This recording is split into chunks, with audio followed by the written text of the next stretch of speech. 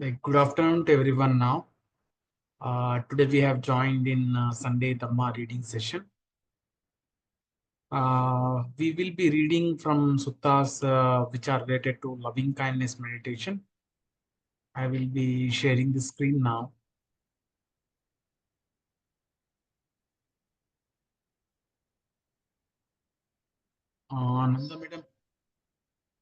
Nanda madam, you could able to see the screen? Yes, I could. Yes. We have selected some of the, this is the Sutta Friends website where there are topic related suttas being segregated here. And we will be reading from this.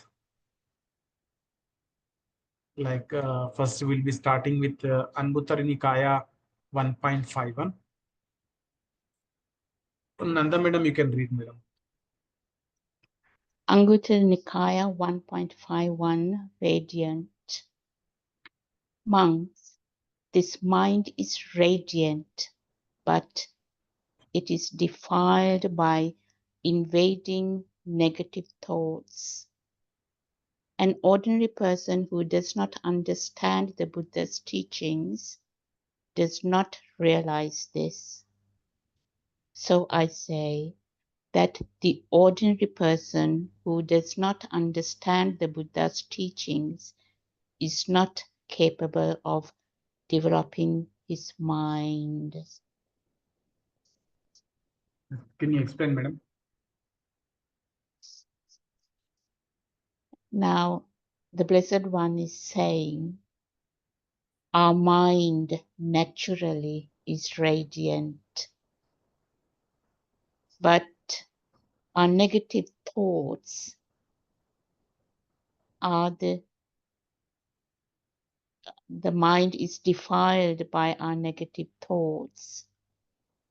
An ordinary person who does not understand our Blessed One's teachings really does not understand this concept that mind is radiant and it is defiled by because we think negatively most of the time.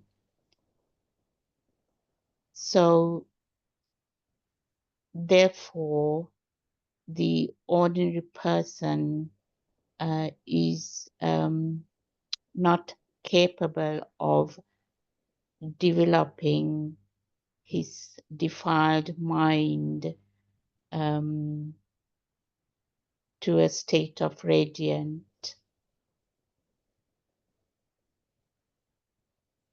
Yes, Nanda madam. What I think here is like it is defiled by invading negative thoughts. Maybe we can call it as hindrances also, I think. What do you say, madam? Yes, I agree with you there. Yes.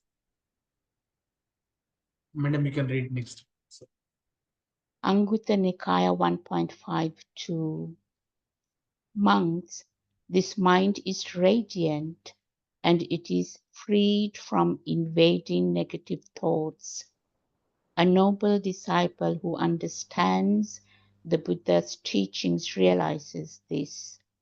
So I say that the noble disciple who understands Buddha's teachings is capable of developing his mind. So the Blessed One is saying, our mind is radiant and therefore it is not clouded from negative thoughts. So a noble disciple who understands the Blessed One's teachings realizes this concept.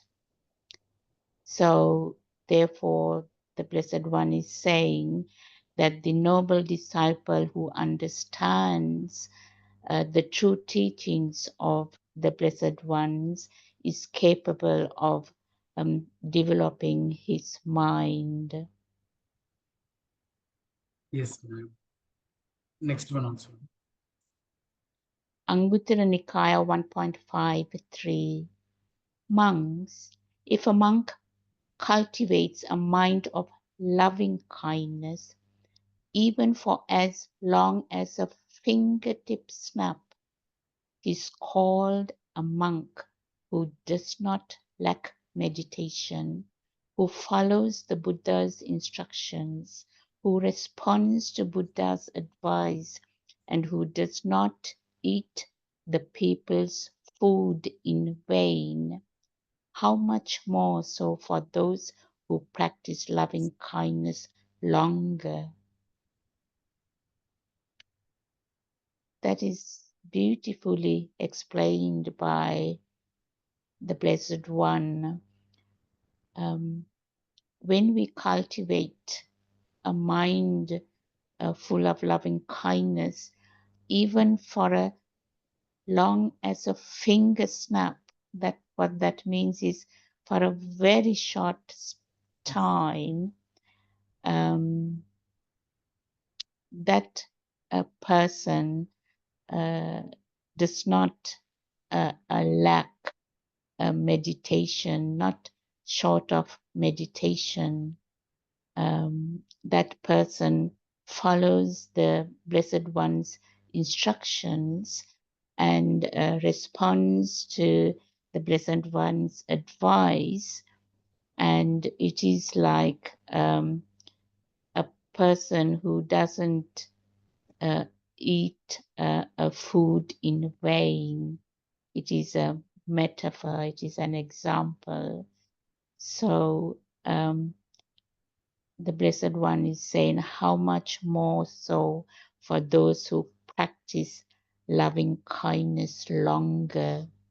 So I guess what he's saying is that please do practice radiating feelings of loving kindness as often as possible, because even practicing radiating feelings of loving kindness, even for a very short space of time, has a profound, miraculous effect on our mind.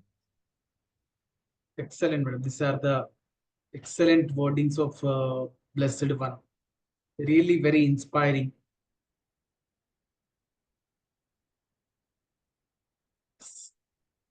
Next, madam.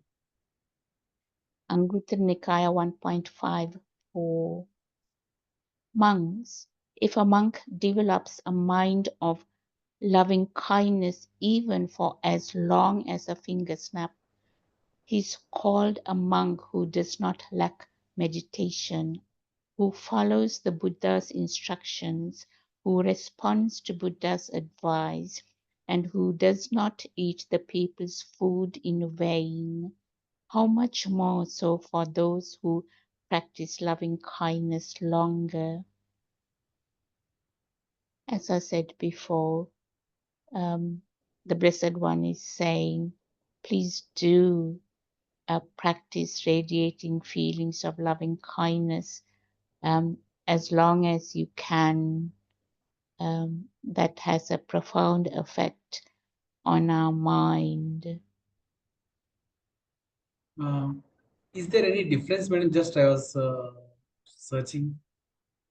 Is there any difference between first two, these two,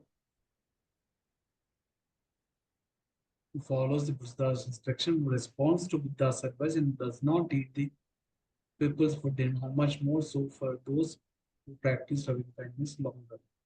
I don't think any difference in first two, madam. What do you say, madam? Yes, yes, I think it's the same. And okay, develops. Actually, here the difference is I found it. Uh, the difference is in first line. In last instance, it was said that monks, if a monk cultivates a mind of loving kindness. In next one, it says monks, if a monk develops a mind of loving kindness,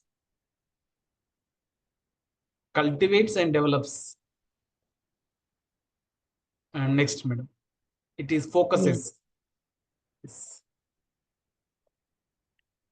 Monks, if a monk focuses on a mind of loving kindness, even for as long as a finger snap, he's called a monk who does not lack meditation, who follows the Buddha's instructions, who responds to Buddha's advice, and who does not eat the people's food in vain.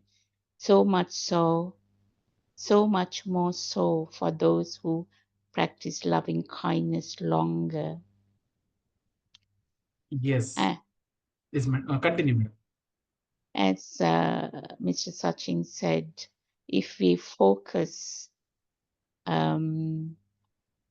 radiating feelings of loving kindness even for a very short space of time, we follow Buddha's instructions and his respond to Buddha's advice.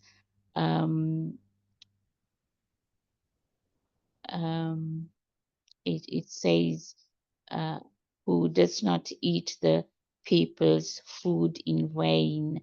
It is very beneficial and very profoundly effective when we practice radiating feelings of loving kindness for a longer period of time. Next, madam. Aṅguttara Nikāya 1.56.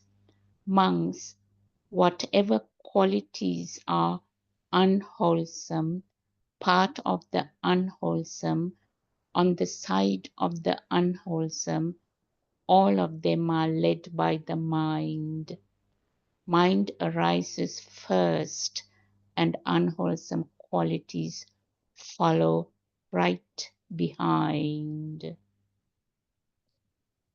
So the Blessed One is explaining that the mind arises first, and so whatever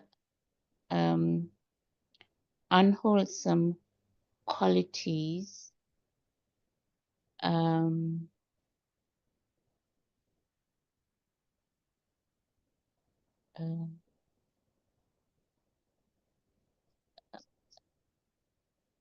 the unwholesome qualities follow the right behind the mind. So we have to be careful that what arises in our mind first, because if the unwholesome qualities arises, then those unwholesome qualities follow right behind. Yes, correct, madam. Next. Aṅguttara Nikāya 1.57. Monks, whatever qualities are wholesome, part of the wholesome, on the side of the wholesome, all of them are led by the mind. Mind arises first, and wholesome qualities follow right behind. So the Blessed One is saying the mind arises first. So if whatever arises in the mind is wholesome qualities, then the wholesome qualities follow right behind the mind. I think on Dhammapada verses, it does say mind is the forerunner of all good states. Mind is chief. Mind made are they. So here. If one speaks, acts with a wholesome mind, with a pure mind. Exactly. Yes. Yes. Aṅguttara Nikāya 1.58. Monks, I do not see a single thing that gives rise to unwholesome qualities or makes wholesome qualities decline, like negligence in the practice of the Dhamma.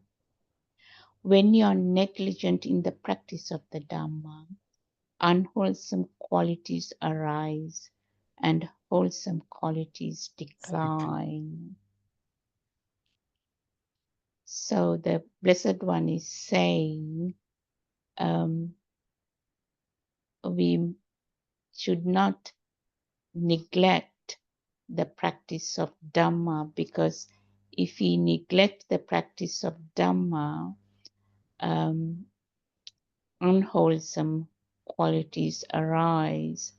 So to prevent arising of unwholesome qualities, it is vitally important that we practice the true Dhamma at all times. That way, the wholesome qualities arise and we can stop arising the unwholesome qualities in the mind. It's really truly inspiring words of Blessed One, where it is generally advised to the students and monks for practicing the Dhamma, continuing the practice of Dhamma.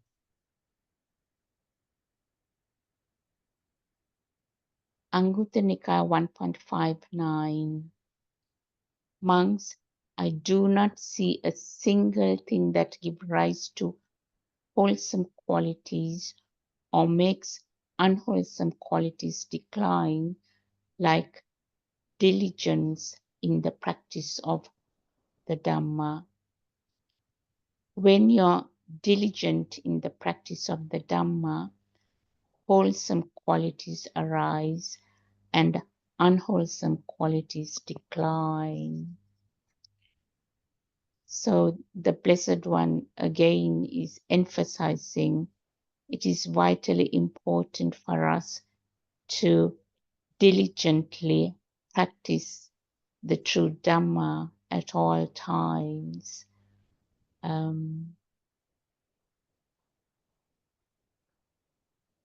Because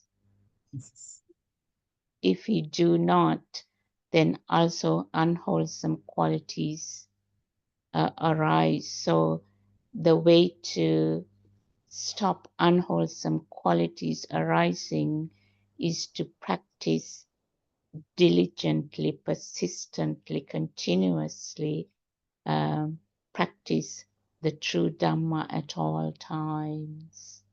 It's like a protection from unwholesome qualities arising.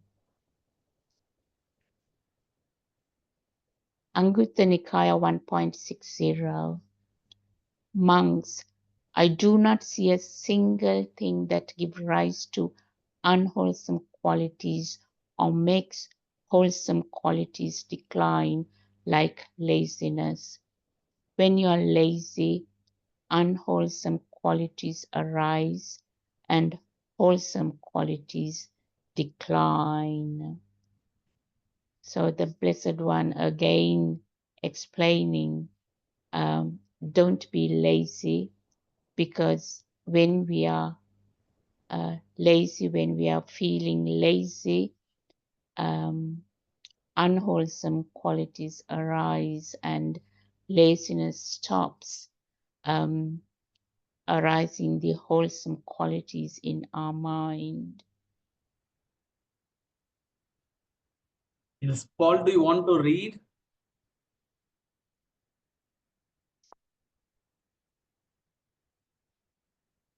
Hello, Point, do you want to read?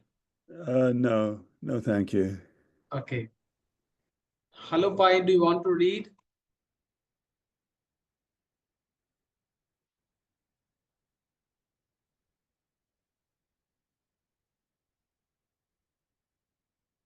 Fine. Nanda madam, we can continue.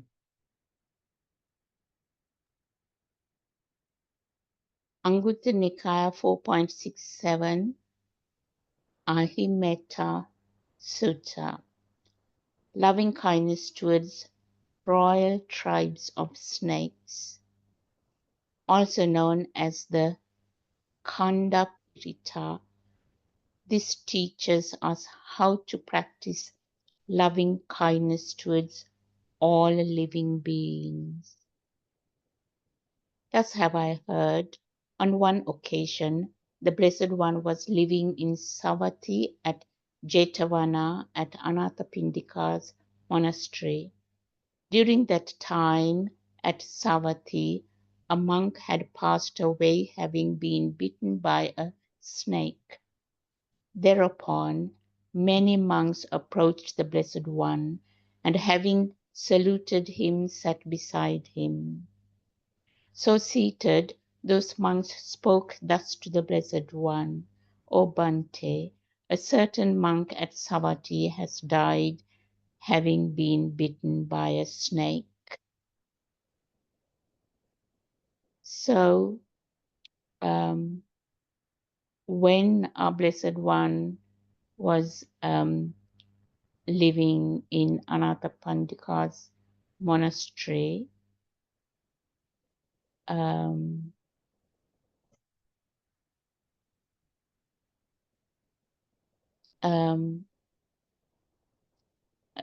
a group of monks came to inform the Blessed One that a certain monk at Savatthi, near the Anathapindika monastery, has died having been bitten by a snake. That monk did not radiate thoughts of loving kindness towards the 4 royal tribes of snakes. Monks, had he done so, then monk would not have died of a snake bite. So the Blessed One told the monks who asked this question, who made the statement, that if this monk had radiated thoughts of loving kindness towards the 4 royal tribes of snakes, he wouldn't have been bitten by a snake, and he wouldn't have died. What are the 4 royal tribes of snakes? They are the royal tribe of snake called Virupaka, the royal tribe of snakes called Irapata, the royal tribe of snakes called Chabiyapata, and the royal tribe of snake called Khanda Gotamaka.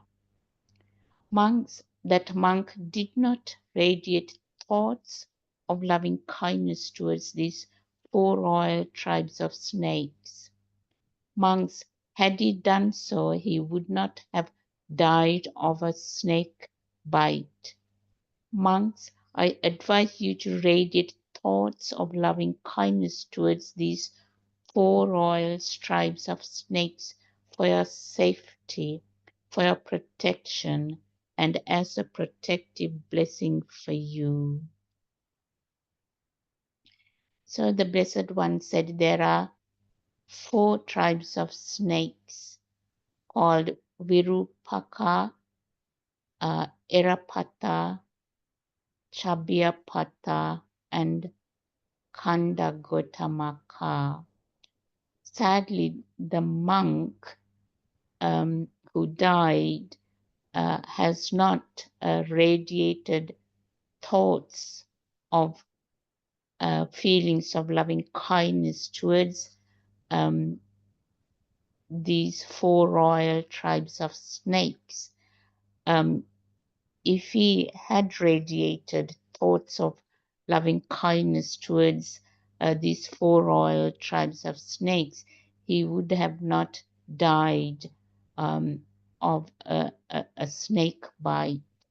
So the Blessed One advised the monks to radiate thoughts of loving kindness towards these 4 royal tribes of snakes, for their own safety and for their own protection, and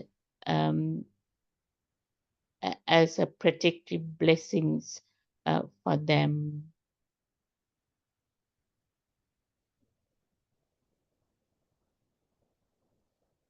Thus said the Blessed One, having thus spoken, the great teacher, the Sublime One, further said, may I have metta towards Virupaka, towards Irapatas.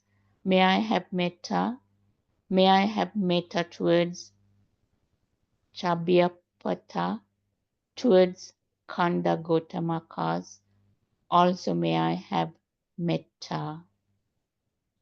May I have metta towards the footless.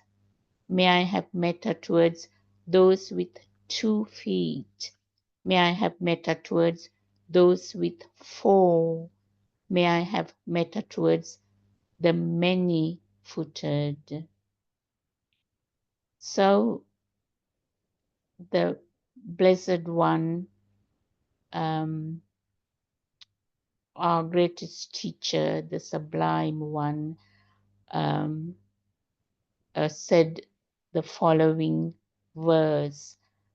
May I have metta towards all the 4 royal snakes. May I have metta towards Chabhyaputta, towards Kanda Gotama Kas, and Irapatas and Virupakas. Also may I have metta. And also may I have metta towards the footless. And also may I have metta towards those with 2 feet. May I have metta towards those with 4. And may I have metta towards the many-footed.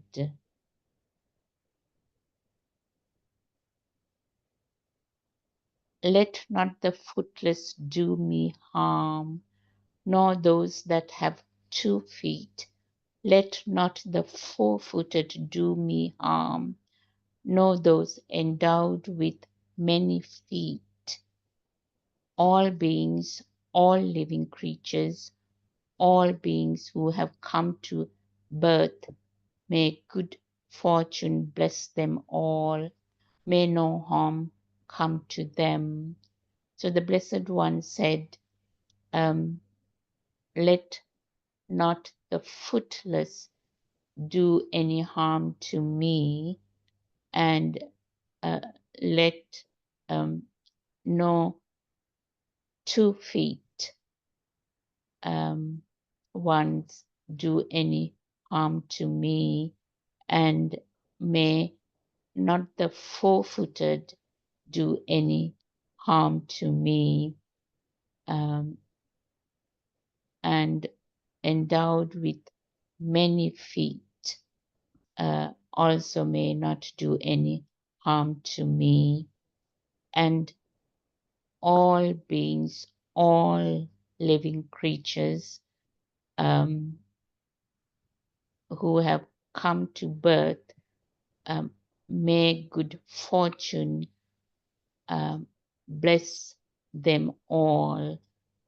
May no harm come to them at all.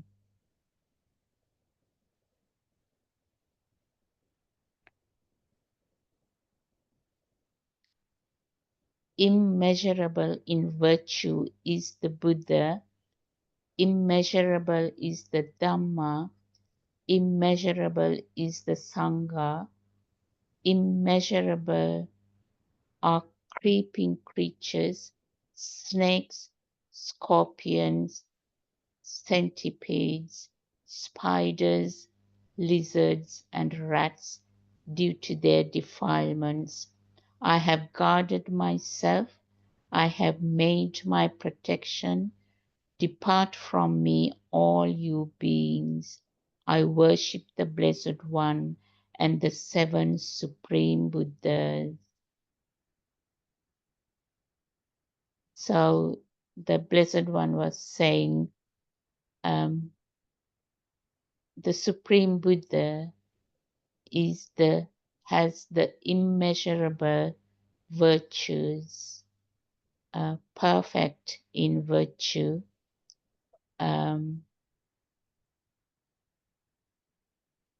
perfect in DHAMMA, immeasurable is the Sangha, measurable are creeping creatures, snakes, scorpions, centipedes, spiders, lizards, and rats due to their defilements. I have guarded myself. I have made my protection. So please do leave me, all you beings, because I do worship the Blessed One, the seven Supreme Buddhas as well. Yes. Thank you, madam, for reading this to Aṅguttara Nikāya, which is very inspiring, which motivates us to practice Dhamma.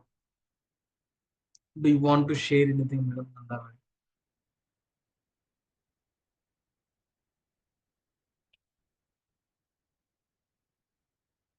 I think it is very beautiful two readings. One is to say that our mind is naturally luminous, and sadly we are responsible for creating all defilements in our luminous mind. And he's saying that it is vitally important to understand the power of the mind, how we can cultivate and develop the mind by being aware that the mind is the forerunner of all good states, and the mind is chief, and mind made are they. So everything arises in the mind, and make sure that everything that arises in the mind is virtuous and wholesome, because when wholesome thoughts and virtuous thoughts always follow wholesome and virtuous results, and also the power of radiating feelings of loving kindness to ourselves and to all sentient beings in the whole of the universe and the whole of the cosmology is very important. It is a kind of a protection for ourselves to be free from harm, and also free from defilements, to protect our naturally luminous mind. It is so beautiful. Yes, thank you, madam, Nanda, madam. Really, it is both are very like towards loving kindness, and it is inspiring us to practice the Dhamma, practice the loving kindness, and they have mentioned about the importance of even practicing a loving kindness for a little time span of finger snap. And Buddha, blessed one, mentioned the how important, like how the importance of the loving kindness for in general. It is really very inspiring. Paul, sir, do you want to share?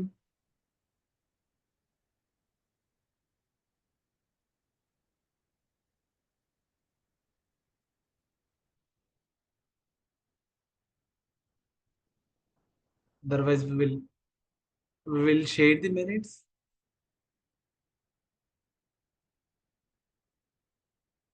Yes, we will share these merits to all beings, and we can read all along. May May suffering suffering ones be ones be suffering suffering free, and free, the and fear the fear struck struck fearless fearless be. be. May the grieving shed Grieving all shed grief, all grief, and may and all may beings all beings live. find relief. May May all all beings beings share this merit share this that merit we have we have thus thus acquired acquired for the for the acquisition of acquisition all of kinds of all kinds of happiness. happiness. May May beings beings inhabiting inhabiting space and air, space and earth, devas and devas and nagas, nagas and mighty mighty power, power, share this share merit of this merit of ours. ours. May they long protect Long the protect the Buddha's Buddha's dispensation. dispensation. Sadhu, Sadhu, sadhu, sadhu, sadhu. sadhu. Thanking you all for joining the session, and I wish all to be in happy and peaceful. Thank you, Nanda Madam. Thank you, Paul sir. Thank you, Pai. Thank you, Sindhu.